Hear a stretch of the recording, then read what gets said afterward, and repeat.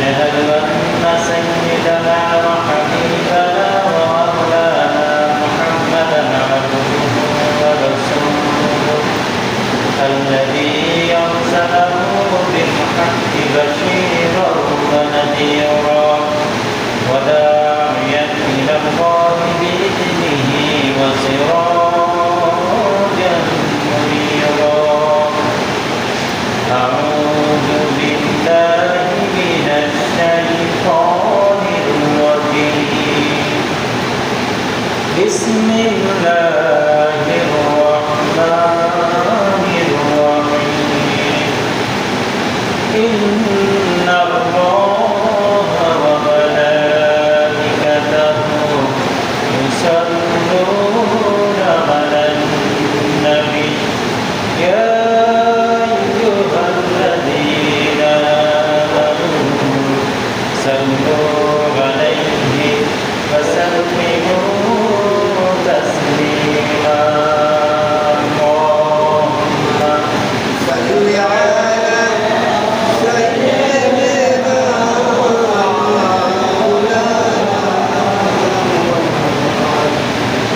وعلى آل سيدنا সবাই জোরে সোরে মহব্বতের সাথে পড়েন আল্লাহুম্মা সাল্লি আলা সাইয়্যিদিনা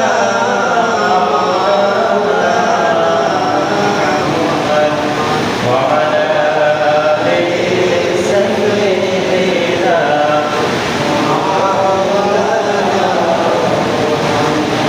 আলহামদুলিল্লাহ। সম্মানিত উপস্থিতি, আসসালামু আলাইকুম ওয়া রাহমাতুল্লাহি ওয়া বারাকাতুহু। আমরা আজকে এই মসজিদে জুমার নামাজ আদায়ের জন্য আসতে পেরে মহান রব্বুল আলামিনের দরবারে লাখ কোটি শুকরিয়া আদায় করছি। সবাই পড়ছি আলহামদুলিল্লাহ। রাসূলের প্রতি দুরূদ সালাম বিনিময় করছি। সবাই পড়ছি সাল্লাল্লাহু আলাইহি ওয়াসাল্লাম। সম্মানিত হাজিরিন, রাসূলের জন্ম বৃত্তান্ত সম্পর্কে আমরা আলোচনা করছিলাম। আজকে আমাদের শেষ জুম্মা। আমরা এর পরেও বিভিন্ন সময়ে রাসূলের জীবনী নিয়ে আলোচনা করব।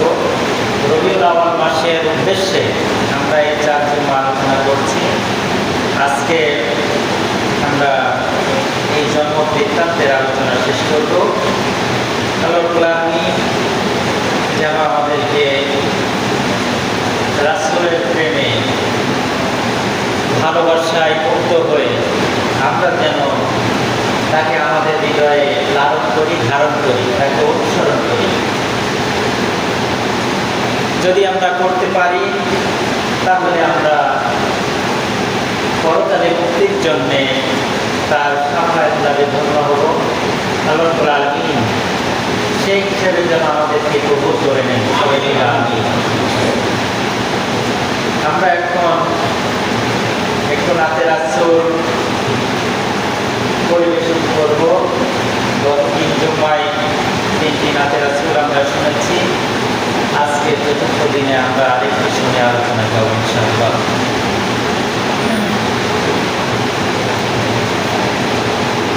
সে কোন বন্ধু বলো বেশি বিশ্বস্ত, কার কাছে মন খুলে দেয়া যায়, কার কাছে সব কথা বলা যায়। হওয়া যায় বেশি আশ্বস্ত, সে কোন বন্ধু বলো বেশি বিশ্বস্ত, কার কাছে মন খুলে দেয়া যায়, কার কাছে সব কথা বলা যায়। হওয়া যায় বেশি আশ্বস্ত,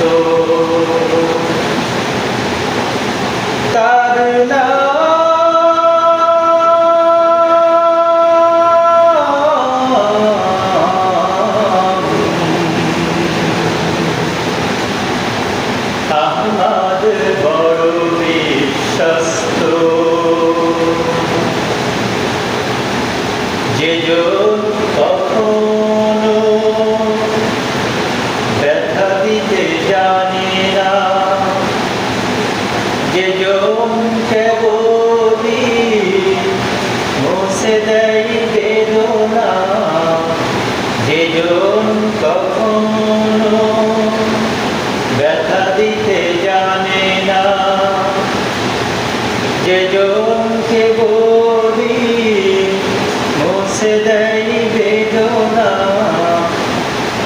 হৃদয়ের হাহাকার আপন করে নিতে আর কার বুক এত প্রশস্ত, তার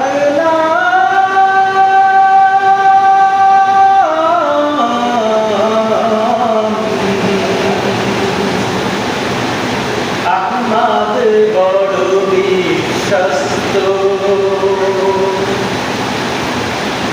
সে বন্ধু বলো বেশি বিশ্বস্ত,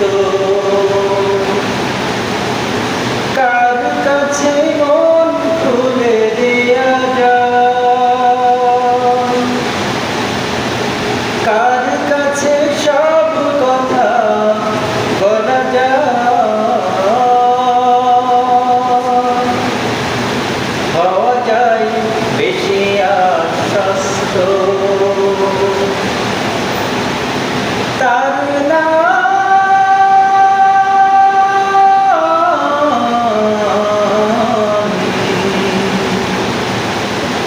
আহমদ বড় বিশ্বস্ত,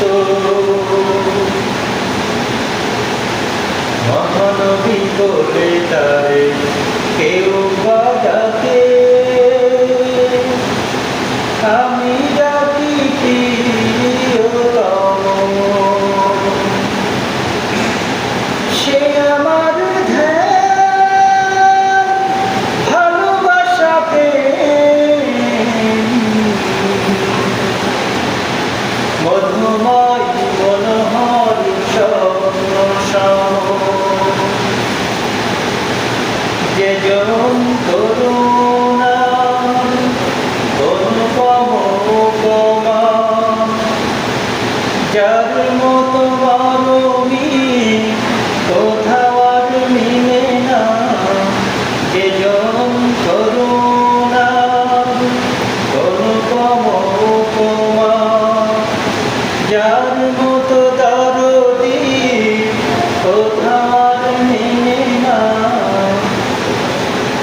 জীবনের আমি নাই আবাদ করে নিতে আর কার বুক এত প্রশস্ত, তার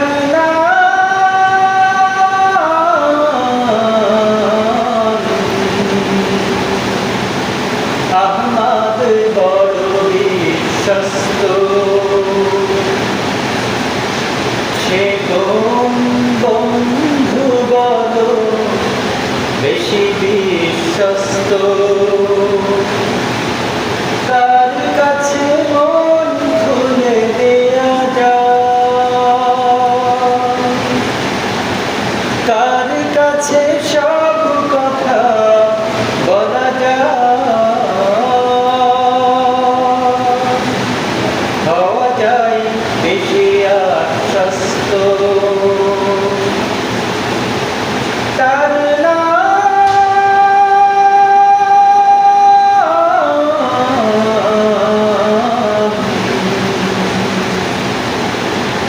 আহমদ বড় বিশ্বস্ত, সে কোন বন্ধু বলো বেশি বিশ্বস্ত। আলহামদুলিল্লাহ, এই গানের ভিতরে কি বলা হয়েছে?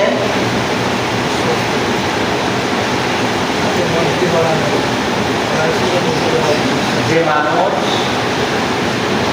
জন্মের থেকে শুরু করে মৃত্যু পর্যন্ত কাউকে ব্যথা দেয়নি, কষ্ট দেয়নি।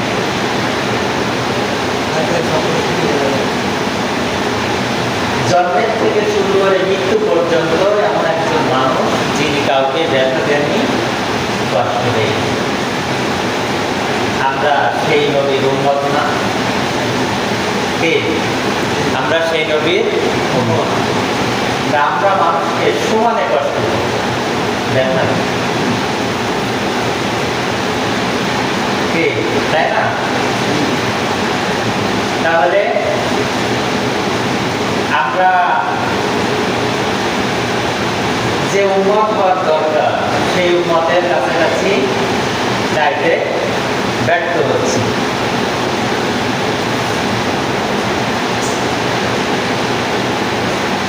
মানুষ যখন কেউ কাউকে ভালোবাসে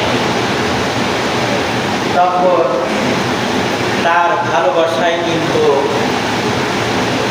জীবন দিতে প্রস্তুত হয়ে যায়, তাই না? পৃথিবীতে বহু মানুষ আপনি দেখবেন, আপনারা দেখবেন, যারা খ্যাতিমান ব্যক্তিত্ব, যারা দুনিয়ার মানুষের, দেশের মানুষের নেতৃত্ব দেয়, যাদেরকে মানুষ জনগণ অনুসরণ করে, এরকম মানুষদের দেখবেন ক্ষেত্রে মানুষ জীবন দিয়ে দেয়। রাসূলের যদি আমরা উম্মত হতে চাই, তার ভালোবাসায় যদি মুক্ত হতে চাই, তার সাথে যদি জান্নাতে যেতে চাই, তাহলে সেই ভালোবাসা লালন করতে হবে, তাকে অনুসরণ করতে হবে, অনুকরণ করতে হবে এবং তার জন্য জীবন বিসর্জন দিতে হবে।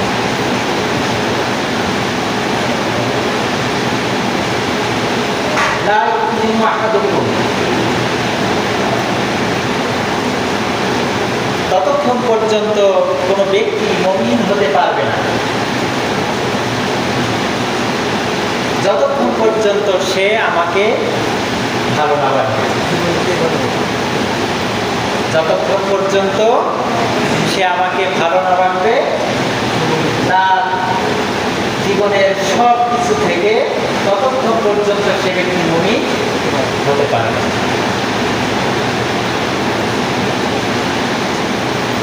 আমরা আশা করব, আল্লাহর কাছে তাওফিক কামনা করব যেন আমরা তার সঠিক উম্মত এবং মুমিন হতে পারি। সম্মানিত হাজিরিন, আমরা জন্ম বৃত্তান্তের আজকের যে বিষয়টি আলোচনা করতে চাই সেদিকে আমরা অগ্রসর হচ্ছি। রাসূলের পিতার নাম ছিল আব্দুল্লাহ। রাসূলের পিতার নাম ছিল আব্দুল্লাহ। আর রাসূল যার বুকের দুধ খেয়ে বড় হয়েছেন সেই মায়ের নাম কি? হালিমা। আর রাসূলের নিজের মায়ের নাম কি? আমিনা। রাসূলের দুধ পিতার নাম কি? রাসূলের দুধ পিতার নাম কি? বলেন বলেন। হারিস ইবনে আব্দুল উজ্জা। হারিস ইবনে আব্দুল উজ্জা। তাহলে রাসূলের দুধ পিতার নাম হারিস ইবনে আব্দুল উজ্জা, দুধ মাতা হচ্ছেন হালিমা বিনতে আবি জুয়াইব। রাসূলের দুধ ভাই বোন কয়জন ছিলেন? রাসূলের দুধ ভাই বোন মানে যা দুধ খেয়ে বড় হয়েছেন সেই মায়ের কয়টি সন্তান, কয়টি ছেলে মেয়ে ছিল? বলতে পারবেন না কেউ? 3 জন ছিল। কয়জন? একটি ভাই আর 2টি বোন ছিল। ভাইটির নাম ছিল আব্দুল্লাহ ইবনে হারিস, মানে হারিসের ছেলে আব্দুল্লাহ, আব্দুল্লাহ নাম ছিল। আর একটি বোনের নাম আনিসা বিনতে হারিস, আর 3 নম্বর হচ্ছে হুজাফা বিনতে হারিস। এক ভাই আর 2 বোন, আনিসা বিনতে হারিস আর হুজাফা বিনতে হারিস 2 বোন, আর আব্দুল্লাহ ছিলেন একটি ভাই। তাহলে রাসূলের 2 ভাই বোন ছিলেন 3 জন। ওই সময় বনু সাদ গোত্র, একটি গোত্র ছিল, এই এলাকায় দুর্ভিক্ষ চলছিল। রাসূলের যখন জন্ম হয়েছিল কি চলছিল? দুর্ভিক্ষ চলছিল। সেই সময় আরবের তৎকালীন প্রথা ছিল, কোনো সন্তান যদি জন্মগ্রহণ করে তাহলে তাকে লালন পালন করার জন্যে, দুধ খাওয়ানোর জন্যে বিভিন্ন মানুষের কাছে, মহিলাদের কাছে দিয়ে দিত। তা সেই রীতি অনুযায়ী মক্কা নগরীতে বনু সাদ এলাকা থেকে 10 জন মহিলা আসলেন। কয়জন? 10 জন মহিলা আসলেন। এই যারা শিশু নিয়ে যেত তাদেরকে পিতামাতার পক্ষ থেকে, এই শিশু সন্তানদের পিতামাতার পক্ষ থেকে, পিতাদের পক্ষ থেকে তাদের একটি উপঢৌকন দেওয়া হতো। বিভিন্ন জিনিসপত্র, অর্থ সামগ্রী তাদেরকে দেওয়া হতো। এই 10 জন মহিলা এসেছিলেন। এই হালিমাতুস সাদিয়া, মা হালিমা, ওনারা ছিলেন খুবই অসহায়, খুবই দরিদ্রবান। কিন্তু প্রত্যেকটি মানুষের মনের ভিতরে একটা আশা থাকে না যে আমি এই সমস্যা কাটিয়ে আমি একটি স্বাবলম্বী হব। হ্যাঁ, এই ঋণ দিনা পরিশোধ করে আমি একটু স্বাবলম্বী হব, শান্তিতে বসবাস করব, জীবনযাপন করবো, এরকম মনে হয় না? আমাদের প্রত্যেকেরই মনে হয় যে এই বছরটা গেলে সামনে একটু ভালো দিন আসবে, কি এই জিনিসটা, এই অর্থ সম্পদ এখান থেকে পাবো, পাইলে আমার একটু ভালো দিন আসবে। মা হালিমার মনে এরকম একটি ধ্যান ধারণা ছিল। 10 জন মহিলা আসলেন। মুহাম্মদ রাসূলুল্লাহ সাল্লাল্লাহু আলাইহি ওয়াসাল্লাম, পিতা তো জন্মের আগেই মারা গেছে। এই ঘটনার দিকে আমরা যাব না, সময় পাব। এখন এতিম একটি শিশু, এতিম বাচ্চা, সারা আরব জাহানের লোকেরা, সাধারণ মানুষ যারা, সবাই তো জানে না যে এই শিশুকে, জানার কথা না। কিন্তু কিতাবের উপরে যাদের জ্ঞান ছিল সেই সময়, পূর্ববর্তী কিতাব তাওরাত, ইনজিলের ব্যাপারে যাদের জ্ঞান ছিল, তারা বুঝতো যে এমন কিছু নিশানা, নিদর্শন দেওয়া হয়েছিল সেই কিতাবগুলোতে, যা তারা উপলব্ধি করত এবং মনে করত যে এই সময় শেষ নবী মুহাম্মদ সাল্লাল্লাহু আলাইহি ওয়াসাল্লামের আগমন হবে। এখানে বেশ আরো কয়েকটি খুব চমৎকার ইতিহাস আছে, আমরা সেই দিকে যেতে পারছি না সময়ের অভাবে। যাই হোক, মুহাম্মদ রাসূলুল্লাহ সাল্লাল্লাহু আলাইহি ওয়াসাল্লাম এতিম একজন বালক। এই 10 জন মহিলার কাছেই মুহাম্মদ রাসূলুল্লাহ সাল্লাল্লাহু আলাইহি ওয়াসাল্লামকে পেশ করা হলো। তখন কোনো মহিলা নবী সাল্লাল্লাহু আলাইহি ওয়াসাল্লামকে নিতে চাইল না। তারা বলল, ইয়াতিম শিশু নিয়ে আমরা কি করব? তার পিতা তো নেই, আমাদের তো কোনো সাহায্য সহযোগিতা, কোনো টাকা পয়সা, অর্থ করিত এই শিশুর মা তো দিতে পারবে না। এই কারণে কেউ রাজি হলো না। সর্বশেষ মা হালিমা কোনো সন্তানও আর পাইলেন না পাওয়ার পরে তার স্বামী হারিসকে বললেন যে আমি যে একেবারে খালি হাতে চলে যাব, আমার মন ভালো লাগছে না, আমি এটাকে ভালো মনে করছি না যে আমি খালি হাতে একটি শিশু না নিয়ে এখান থেকে চলে যাব।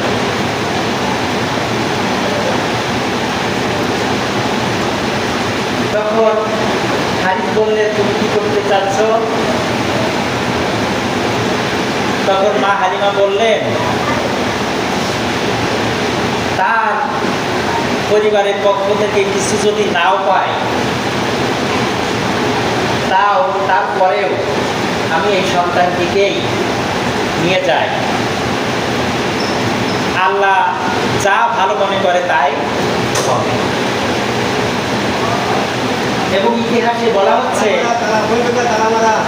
মা হালিমা কয়েকবার আল্লাহর শপথ করেছেন এই সময়ে, অনেকগুলি বিষয়ে অনেকবার আল্লাহর শপথ নিয়েছেন।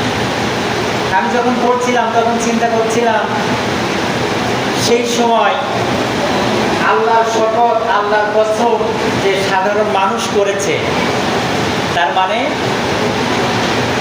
আল্লাহ যে আছেন, নবী রাসূল সেই সময় না থাকলেও তাদের ভিতরে আল্লাহর যে ধারণা, এই ধারণাটি সাধারণ মানুষের ভিতরেও ছিল।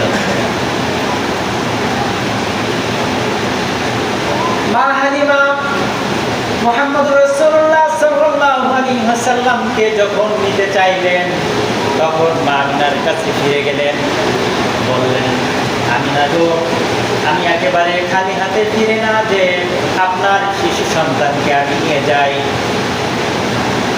মা আমিনা বললেন, ঠিক আছে, তুমি নিয়ে যাও। মা হালিমা বলছেন, আমি যখন মুহাম্মদ সাল্লাল্লাহু আলাইহি ওয়াসাল্লামকে কোলে নিয়ে যখন আমার বাহনের কাছে যাই, তখন আমি যে গতদিন এসেছি, আমার বুকে আব্দুল্লাহকে যে এক ফোঁটা দুধ খাওয়াবো, তার ক্ষুধা নিবারণ করব, তৃষ্ণা নিবারণ করব, আমি গত রাতে সারা রাত আমার আব্দুল্লাহ ঘুমাতে দেয়নি, ক্ষুধার যন্ত্রণায় এক ফোঁটা দুধ আমার বুকে ছিল না।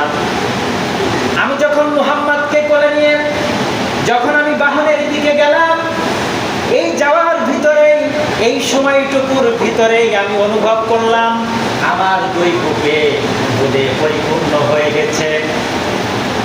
মা হালিমা বলছেন, আমি মুহাম্মদকে আমার বুকের দুধ পান করালাম।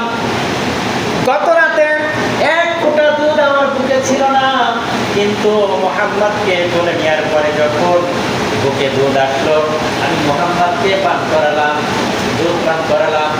এরপরে হারিসকে আমি বুকের দুধ পান করালাম। এরপরে আমি আমার উটনির কাছে গেলাম।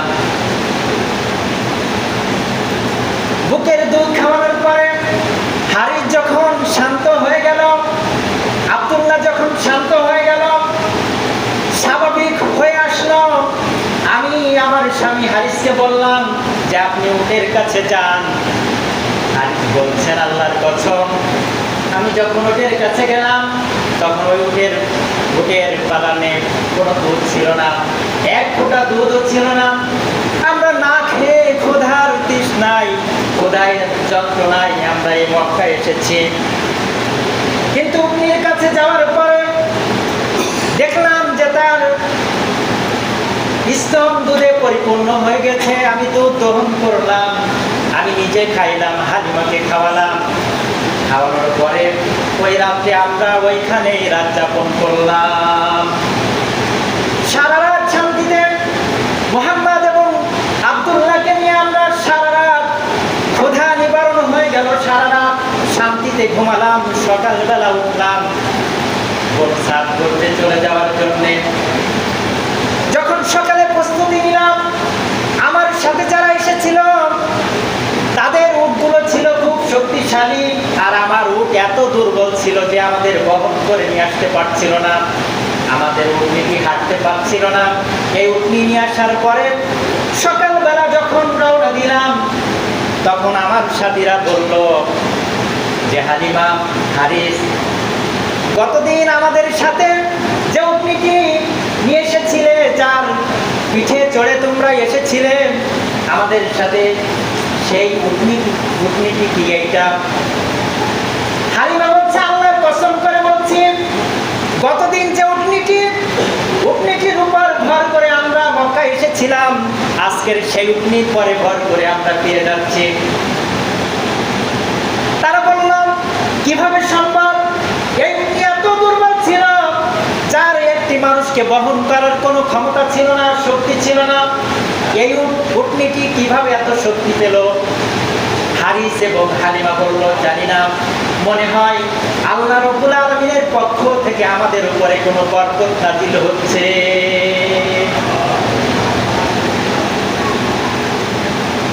মা হালিমা বলছেন, ইতিহাসের ভিতরে লেখা আছে, মা হালিমা বলছেন, আমরা যখন বনি সাদ গোত্রে ফিরে গেলাম, ওই সময় দুর্ভিক্ষের কারণে আমাদের এলাকায় যত মানুষের বকরি ছিল, ছাগল ছিল, গাভী ছিল, উট ছিল, মাঠে চড়াতে যারা নিয়ে যাইতো, কারণ উট, বকরি, ছাগল এবং গাভী, গাধা কেউ পেট ভরে খেয়ে বাড়ি ফিরত না।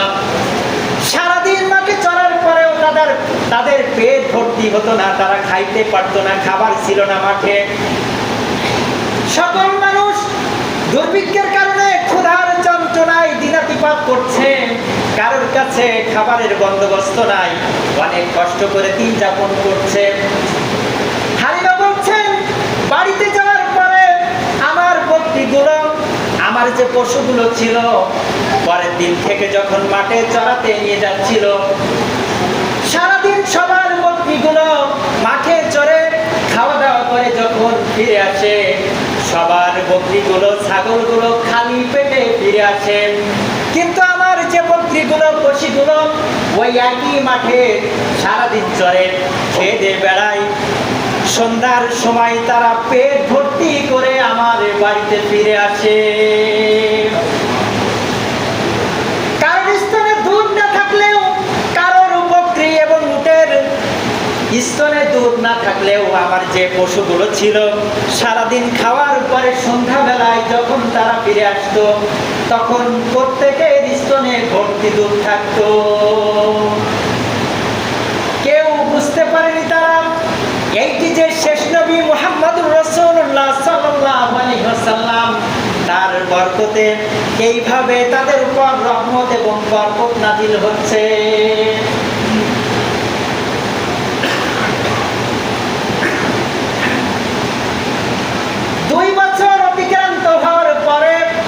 ইতিহাসে লেখা হয়েছে, 2 বছর পার যখন হয়ে গেল, মুহাম্মদ সাল্লাল্লাহু আলাইহি ওয়াসাল্লাম ছোট্ট শিশু, সুন্দর নাদুস নুদুস একটি শিশুতে পরিণত হলো। মাঠে ছাগল চড়াতে যায় তার ভাই বোনেরা। একদিন শিশু মুহাম্মদ সাল্লাল্লাহু আলাইহি ওয়াসাল্লাম তার ভাই বোনদের সাথে ছাগল চড়াতে গিয়েছে মাঠে। মা আমিনা, মা হালিমা মুহাম্মদ সাল্লাল্লাহু আলাইহি ওয়াসাল্লামকে বাড়িতে খুঁজে কোথাও পাচ্ছে না। খুঁজতে খুঁজতে যেখানে ছাগল চড়াতে গিয়েছে তার সন্তানেরা, সেইখানে গিয়ে খোঁজ করতে লাগলো। দেখলো যে শিশু মুহাম্মদ সাল্লাল্লাহু আলাইহি ওয়াসাল্লাম রোদের ভিতরে বসে আছেন। মা হালিমা বলছেন, এই যে আনিসা বিনতে হারিস আর হুযাফা বিনতে হারিস, 2 বোনের একজন হবেন। মা হালিমা বলছেন, তুমি কি দেখছো না শিশু মুহাম্মদ, এই মুহাম্মদ রোদের ভিতরে গরমে বসে আছে? মা হালিমার ওই কন্যা বলছেন, মাগো, আমার এই ভাইটির উপরে, আমার এই ভাইটির শরীরে আমি কোনো তাপমাত্রা লক্ষ্য করছি না, গরম লক্ষ্য করছি না। আমি দেখছি আমার এই ভাইটি, এ মুহাম্মদ, তার উপরে আকাশে একখণ্ড মেঘ রয়েছে। এই মেঘ মুহাম্মাদের উপরে ছায়া দিচ্ছে। ও যখন দাঁড়িয়ে থাকছে তখন ওই মেঘও দাঁড়িয়ে থাকছে তার মাথার উপরে। ও যখন হেঁটে যাচ্ছে তখন ওই মেঘ খণ্ডটি তার মাথার উপর দিয়ে হেঁটে যাচ্ছে। ওর কোনো গরম লাগছে না, ওর শরীরে আমি কোনো তাপমাত্রা লক্ষ্য করিনি, ওর শরীরে কোনো গরম লাগেনি। মাগো, তারা বুঝতে পারেনি এইটা মুহাম্মদ সাল্লাল্লাহু আলাইহি ওয়াসাল্লাম আল্লাহ রাব্বুল আলামিনের পক্ষ থেকে আকাশের মেঘ তার উপরে ছায়া বিস্তার করে আছে। তার রোদের তাপমাত্রা তাকে বহন করতে হয়নি। এমন একজন মানুষ পৃথিবীতে এসেছিল, একজন ইহুদি পণ্ডিত, যিনি বুঝতে পেরেছিলেন যে রাতে মুহাম্মদ মুহাম্মদ সাল্লাল্লাহু আলাইহি ওয়াসাল্লাম জন্মগ্রহণ করেছেন কুরাইশদের মজলিসে। আমাদের গ্রামে বিভিন্ন জায়গায় যেরকম লোকজন বসে গল্প গুজব করে, মাজমা হয় এক জায়গায় 10-15 জন মানুষ বসে আড্ডা দেয়, গল্প করে, সেই সময়ও এরকম অবস্থা ছিল। একজন ইহুদি পণ্ডিত এসে কুরাইশদের ওই মজলিসে বলছে, আজকে রাতে তোমাদের মধ্যে কোনো শিশু জন্মগ্রহণ করেছে নাকি? বলছে, কই, আমরা তো জানি না, আমাদের কাছে কোনো খবর নাই যে আজকে রাতে কোনো সন্তান জন্মগ্রহণ করেছে। বলছে, ওই ইহুদি বলছে, একটু খোঁজ নিয়ে দেখো তো, কেউ জন্মগ্রহণ করেছে বলে আমার মনে হচ্ছে। তখন তারা ছড়িয়ে গেল চারিদিকে, খোঁজ নিয়ে দেখতে পেল, হ্যাঁ, একটি শিশু আব্দুল্লাহ তিনি মারা গিয়েছেন। তার একটি সন্তান মুহাম্মদ সাল্লাল্লাহু আলাইহি ওয়াসাল্লাম নামে একটি শিশু সন্তান জন্মগ্রহণ করেছেন। তার মা তাকে নাম দিয়েছেন মুহাম্মদ আহমদ। তখন এই খবর ইহুদির কাছে দিল যে হ্যাঁ, একটি ছেলে জন্মগ্রহণ করেছে। ইহুদি বলছে, আপনারা একটু আমার কাছে নিয়ে যাবেন, আমাকে তার কাছে নিয়ে যাবেন নাকি? বললো, হ্যাঁ চলো। তারা মা আমিনার কাছে গেল, বললো, মা আমিনা, তুমি কি এই শিশু বালকটিকে আমাদের কাছে একটু দিবা? মা আমিনা বললো, ঠিক আছে, নাও। তাদের কাছে দিল। ইহুদি বলল যে আমার কোলে একটু দাও এই সন্তানটিকে, শিশু সন্তানকে। এই ইহুদি পণ্ডিত জানতো মুহাম্মদ রাসূলুল্লাহ সাল্লাল্লাহু আলাইহি ওয়াসাল্লামের এই যে দুইটি ঘাড় আছে আমাদের, এই দুইটি ঘাড়ের এই যে মেরুদণ্ডর সোজা ঘাড়ের নিচে এইখানে এরকম একটি গোল মোহরে নবুয়ত ছিল। কি ছিল? মোহরে নবুয়ত, নবুয়তের চিহ্ন। এই ইহুদি জানতো শেষ নবী যিনি আসবেন তার এই দুই কাঁধের মধ্যবর্তী স্থানে এরকম ছোট্ট গোল একটি চিহ্ন থাকবে, যার উপরে আমাদের গায়ে যে লোম থাকে এরকম লোম গুচ্ছ থাকবে ওই গোল চিহ্নের উপরে। ইহুদি বলছে, ইতিহাসে এসেছে, ইহুদি যখন বলল আমার কোলে একটু দাও সন্তানটিকে, তখন তার কাছে দিল, বলল তার গায়ের পিছন থেকে কাপড়টি সরিয়ে নাও। যারা ছিল তার সামনে কাপড়টি সরিয়ে নিল। যখন ইহুদি দেখল তার ঘাড়ের মাঝখানে মোহরে নবুয়ত রয়েছে, তখন ইহুদি এই মোহরে নবুয়ত দেখার সাথে সাথে অজ্ঞান হয়ে মাটিতে পড়ে গিয়েছে। বেশ কিছুক্ষণ পরে যখন ইহুদির হুঁশ হলো, তখন তারা জিজ্ঞাসা করলো, এই ইহুদি ভাই, তুমি এইভাবে কেন আসলে, তাকে কোলে নিলে, আর তুমি তার ঘাড়ে এমন কি দেখলে যার কারণে তুমি বেহুশ হয়ে পড়ে গিয়েছো? ইহুদি বলল, আমি যা ভেবেছিলাম, যা চিন্তা করেছিলাম, কিতাবের যে জ্ঞান ছিল সেই জ্ঞানের ভিত্তিতে আমি জানতাম আজকে রাতে আমার যে নমুনা দেওয়া হয়েছে, আমার যে নিশানা, আমি জানতাম যে বৈশিষ্ট্যগুলি আমার জানা ছিল। আমি মনে করছিলাম আজকে রাতেই আকাশের যে নূর ছিল, শেষ নবীর যে নূর, আকাশে যে তারকা উদিত হচ্ছিল, আকাশের একটি তারকা ছিল শেষ নবীর তারকা। সেই তারকা যখন আজকে রাতে আমি আকাশে দেখতে পেলাম না, তখন মনে করলাম যে ওই আকাশের যে তারকা, শেষ নবীর যে তারকা, সেইটি দুনিয়াতে নেমে এসেছে। এবং আমি দেখলাম তার ঘাড়ের উপরে মোহরে নবুয়ত রয়েছে। এই হচ্ছে সেই শিশু মুহাম্মদ, যার নাম আপনারা দিয়েছেন মুহাম্মদ আহমদ। এই হচ্ছে সর্বশেষ নবী মুহাম্মদ রাসূলুল্লাহ সাল্লাল্লাহু আলাইহি ওয়াসাল্লাম। এই শিশুর হাতে আগামী দিনের নেতৃত্ব, এই জাতির কর্তৃত্ব, এই জাতির সমস্ত ক্ষমতা এই শিশুর হাতে আগামী দিনে চলে আসবে। এই হচ্ছে শেষ নবীর জন্মের 2 থেকে 6 বছরের ইতিহাস। ইহুদিরা ওই সময়ের ইহুদিরা বুঝেছিল, তারা জেনেছিল যে আজকের রাতে যে শিশু জন্মগ্রহণ করেছে সেই হচ্ছে আখেরি নবী, শেষ নবী মুহাম্মদ সাল্লাল্লাহু আলাইহি ওয়াসাল্লাম। ইহুদি মোহরে নবুয়াত দেখে বেহুশ হয়ে পড়ে গিয়েছে, কিন্তু সেই নবীর উপরে যে কোরআন নাজিল হয়েছে সেই কোরআন আমরা দেখে বেহুশ হই না, পড়িও না, আমরা কোনো জ্ঞান অন্বেষণ করি না। রাসূলের যে হাদিস আছে সেই হাদিসের কিতাবে আমরা পদচারণা করি না, আমরা একটি উদ্ভট জীবনযাপন করছি। আর আমরা আশা করছি আমরা শেষ নবীর উম্মত, নামাজ কালাম করছি, আমরা জান্নাতে চলে যাব। প্রিয় ভাইরা, প্রিয় মুসলিম, তৎকালীন ইহুদিরা মুহাম্মদ সাল্লাল্লাহু আলাইহি ওয়াসাল্লামকে চিনেছে, কিন্তু আজকের পৃথিবীতে যে সমস্ত ইহুদিরা রয়েছে তারা কিন্তু মুহাম্মদ সাল্লাল্লাহু আলাইহি ওয়াসাল্লামকে চিনতেছে না, তারা চিনতে পারছে না। সমানে মুহাম্মদ রাসূলুল্লাহ সাল্লাল্লাহু আলাইহি ওয়াসাল্লাম তার যে উম্মত তাদের উপরে সমানে সমানে জুলুম নির্যাতন চালিয়ে যাচ্ছে। এই আলোচনা আমরা আগামী দিন করবো ইনশাআল্লাহ। এই যতটুকু আলোচনা করলাম, ইহুদিরা যে নবীকে চিনেছে, আমাদেরকে সেই নবীকে চেনার দরকার না? চেনার দরকার আছে কিনা? সেটি আমরা চিনব কোরআন এবং হাদিসের মাধ্যমে আমাদের সামনের আলোচনায় ইনশাআল্লাহ।